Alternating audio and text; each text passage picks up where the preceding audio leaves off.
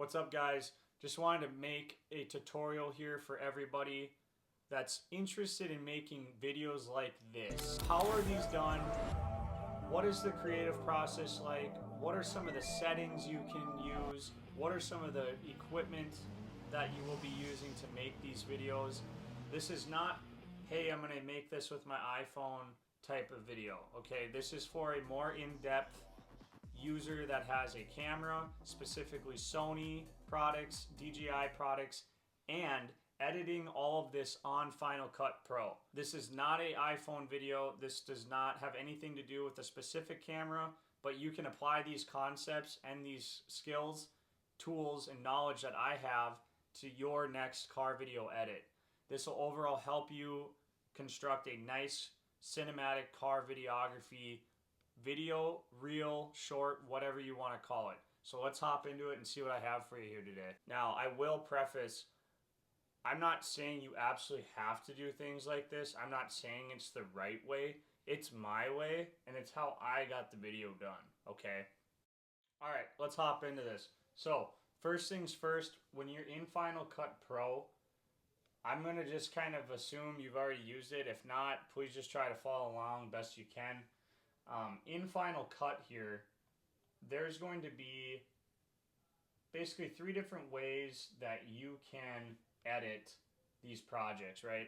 And since I filmed most of this stuff horizontally, I'm going to crop it into a square format.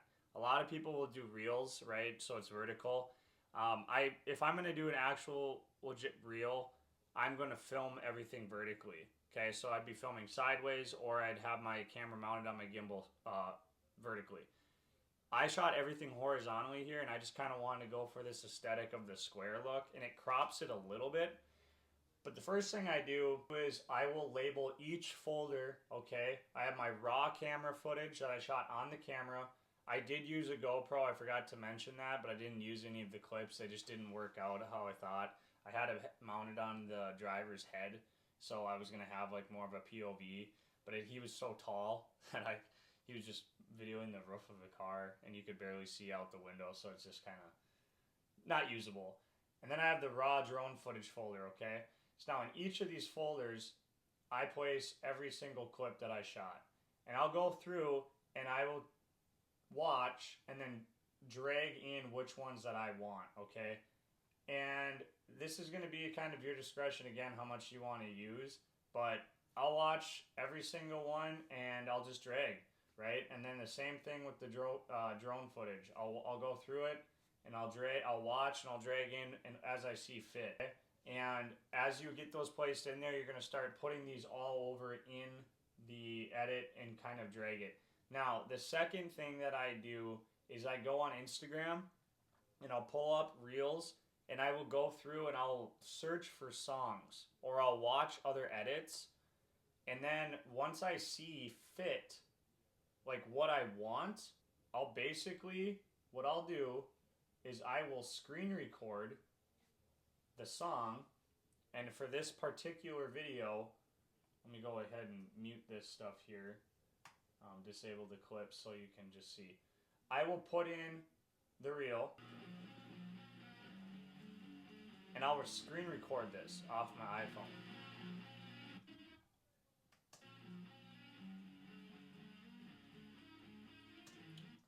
Okay, and then first thing I'll do is I will detach the audio. Now I have the audio down here. I can go ahead and I can get rid of this clip. Okay, this is super easy to do and just like edit to the music. This is how I do it. I'm not saying it's correct, but I find it very useful and helpful. Okay, so now I have that audio in here. These are all audios from either, like, here's titled screen recording. That's the music, okay? And then I also, it starts here and finishes here. This audio down here is extracted from a clip that was shot, or like a clip that's not in here too. Like I also have another clip from the my library of videos of the car doing the drive-by, right? And that's where we're getting this blow-off valve sound. We're getting the shifting and stuff like that.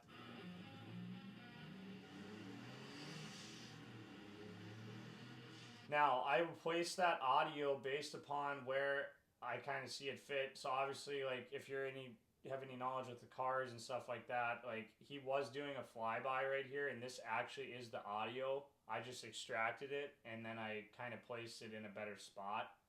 When he shifts, you can hear the blow-off valve and the wastegate kind of open up there, and then release, or he gives it more gas, whatever. And that's a really good point that I see to utilize this drone shot, right, of him like driving down the road as he's like flying by, and then I try to like mimic overall things that I might see in the creative process that might get overlooked. So like shifting, or maybe like just like the gauges or the mirror, outside stuff going on. Like, here's another cool like feature of the cluster here of all the, I don't even know, like, I'm not very familiar with this car, so I don't even know what the hell all this is, but I think it's just kind of like showing like levels of stuff in the car. But yeah, so I'll go through that, and then we'll move into all this. These are all the still shots I was talking about. So if you select this clip and you go over here and then you hit normal, that's the actual speed of this clip. All right. Now, it doesn't really do a ton, but if I go like this and I go over here and I go to automatic speed, it already knows that that's the frame rate it was shot in, so it's going to automatically give me that silky smooth texture to the clip. So I switched from shooting 1/50 frame rate, shutter rate, and I put it into 1/125, okay? That's allowing me to slow this down to 40% in this format here, okay? And the same thing goes for these clips. So like when I'm going around the car, I'm shooting these slower handheld shots. So this clip is like that, this clip is like that, this clip is like that, and utilizing stuff in the frame to make it kind of like really look like, it just gives it an overall like cool aesthetic and appeal. Steering wheel shots, gauge cluster, whatever, like anything I see kind of that sticks out on the detail on the car, I'll use. That's about it for is like putting the clips together. This is only a 23-second video, right? And then I threw in another like acceleration sound in here, just to kind of end it off.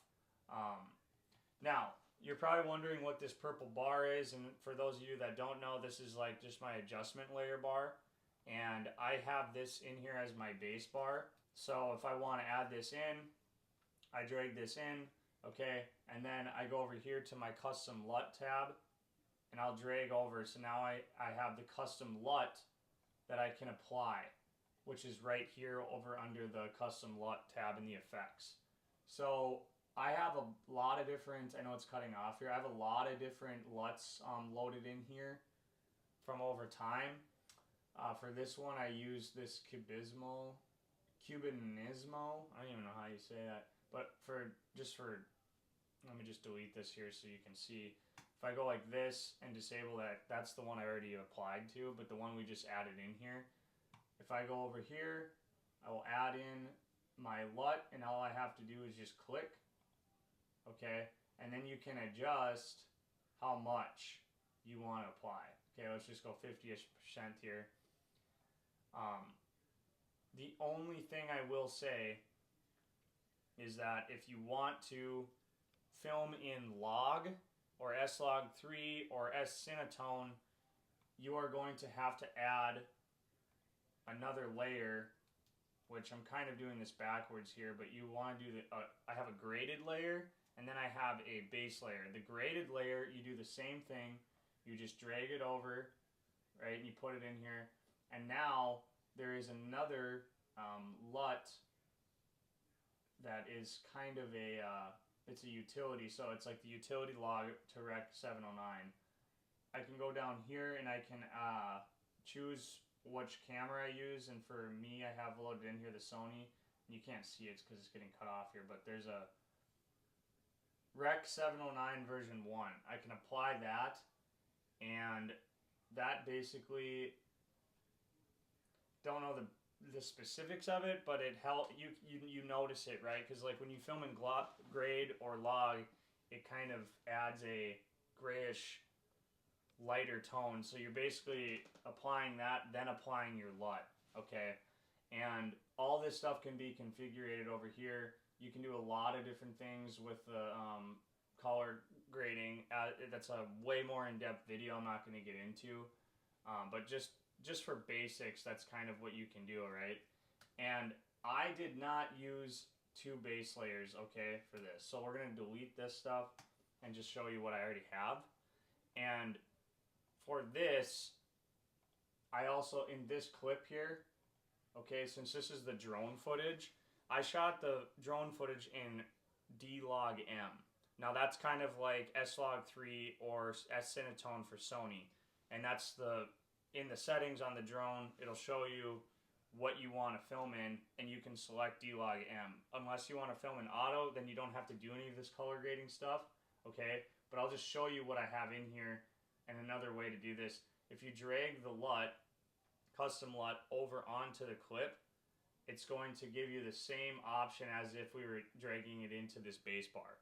Now, instead of having these base bars across my whole frickin' timeline, I just drag the custom LUT onto the clip, okay? And then I have the ability to do this stuff right here. So you'll see this is without the Rec 709 applied, and then this is with it applied, okay? And I just threw it at 100% here. And then with the base over it, this is without the color grade over it, right? And we already added this one in here, right? So you can see that's like with it applied, right? So that's what I did with the drone footage. And then to keep the whole film on the same wavelength as far as the color tone, that's why I did it like this. So I can correct the drone footage as I need, right? With like my Rec 709 filter, because I filmed in D-Log-M. And then the Sony camera clips also are already where I want them, and I didn't film in S-Log3 for that specific reason, because there's too much extra color correcting and all this stuff you have to do, and it's honest to God, I think it's a complete waste of time, because you can still get a really good look. Sure, there are way better videos out there. Mine is not the best, but this overall gets the job done. This is not extreme, you know, just in-depth like color correction and stuff like that. Like this to me looks just fine. And you'll note after you start go out there and you film and you do all this stuff, you'll start to run into these things and you'll start to realize them for yourself, that how much are you really like trying to do extra, and is it worth it, right? And so for this clip, I did shoot an S-Log3. Or maybe it was S-Cinetone, one of the two, but you can see on the screen here how it's got that gray gradient. S-Log3 was what I shot in, so I applied my S-Log3 LUT to the clip, and also, again, I just placed my base layer over it, because this is the color-corrected version I want to use for all the clips. And, you know, there's not a massive difference. I mean, it's to each their own. So now you understand all the color grading aspects of this, and to that being said, it's really just lining up your music and lining up what sound effects or pieces of sound that you want to use, right? The other thing I did in the last part of my editing is I did go through, especially like on these clips here, and I did add keying, okay? Now, you select the clip, okay? You go over here and you hit position, and you just have it selected. That's all you do is just click it. Then you hit scale, okay? Now you come back over here and you drag the entire clip to the end, right? And now, not this, it's showing this clip, but it's still on this clip, okay? Now you go back here and you repeat that again. Select position, select scale. Now we come over here to scale all, and we're going to drag to about whatever. I did about 5, so like 1 whatever to 190.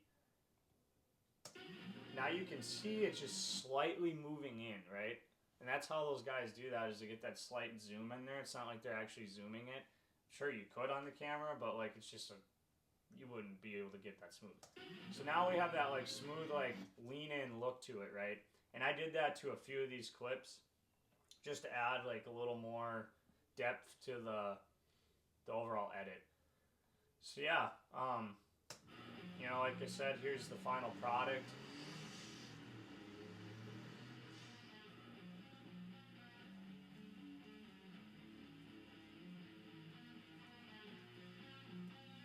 Now for a lot of these shots, right here in the middle, you could put on a gimbal and get way more stabilized footage. And it would probably look way better. I just really liked the overall shakiness of it, and like I said, it left me time where I didn't have to take the camera out and dismantle it off the gimbal and then set it up again, because if you know anything about recording these videos, you're going to run into a lot of things while you're out there recording them. And to eliminate the step of having to set up a gimbal, tear it down, mount it vertically again, or do whatever you need to do, switch on and off, it's like, you know, you're really going to have to have a lot of time. Which brings me to my last points that don't revolve around the whole edit. It's the overall shooting. Shooting these car videos takes time. It takes a lot of effort to get the person with the car involved, to get them on the same page. You know, run them through maybe a shot list you have an idea of. Or if you're just shooting them on your own, think about all the different scenarios you're going to have to do just to make these videos, or go through all the motions just to get out there and film them. To me, it's like having the gear is one thing, but to actually get out there and shoot the video and get it done, that's a whole other story. It's like all this stuff. So I know this is like super scrappy, and I know it's not the best put together version for you to view, but I hope it gives you kind of an idea and an overview of just how like I've done it and how I do it. I have other car videos I can break down.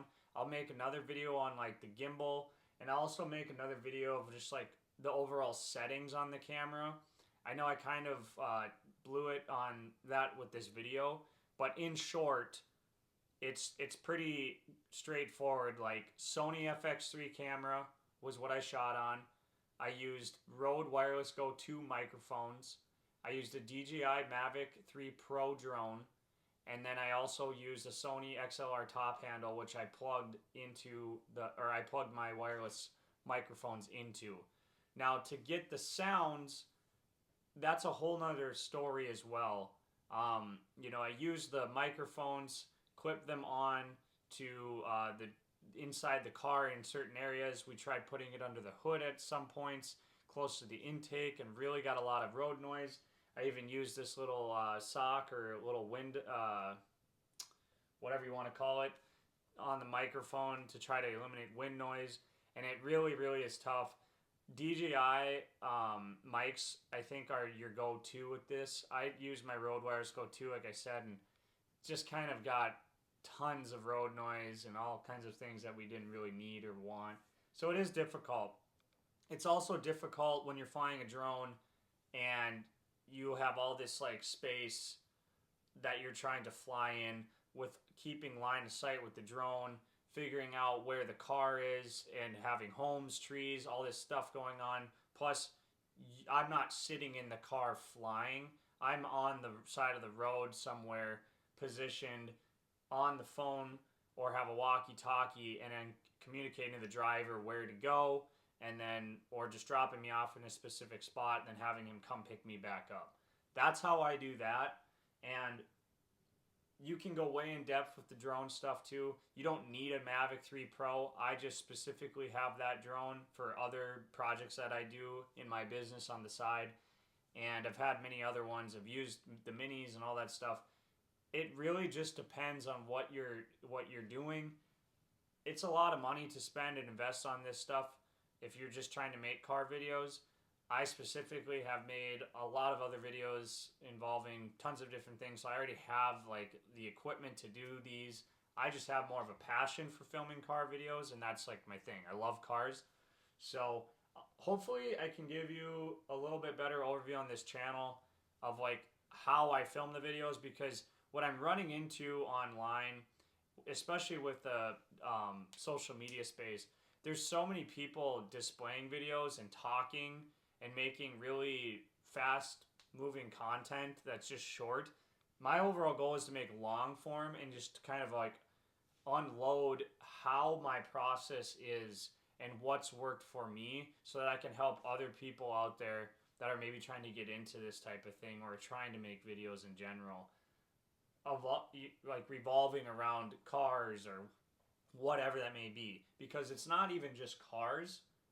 It's specifically, you can apply these things to a lot of different edits. Your overall editing will get way better and filming process will get way better if you just apply some of these things I was trying to lay down for you.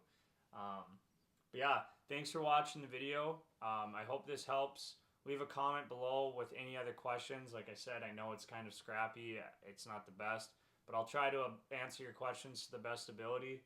And happy creating.